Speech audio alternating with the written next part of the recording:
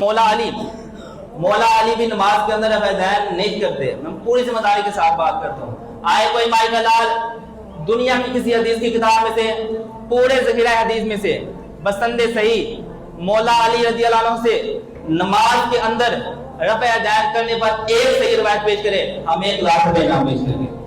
ایک روایت بھی پیش کر سکتے نہیں. ہم اپنے دعوے پر دلیل دیتے ہیں. البینۃ علی المدعی پر لازم ہے کہ اپنے دعوے پر دلیل دیں. بحمداللہ تعالی ہم اپنے دعوے پر دلیل دیتے ہیں. مصنف ابن ابی شیبہ میں امام ابو بکر ابن ابی شیبہ, امام بخاری, امام مسلم, امام نسائی, امام ابن ماجہ کے استاد الحدیث امام ابو بکر عبداللہ ابن ابی شیبہ حدیث لے کے آتے ہیں 2457 نمبر. اس کا ایک راوی سے کہا, ایک راوی پہ کوئی جرح نہیں کر سکتا.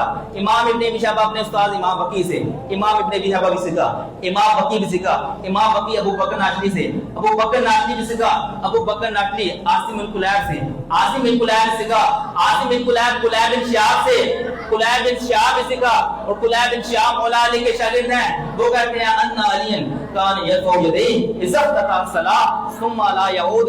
فرماتے ہیں جب مولا علی نماز پڑھتے تو اس سے پہلے مقام پہ ہاتھ اٹھاتے, اس کے علاوہ پوری نماز میں ہاتھ نہیں اٹھاتے.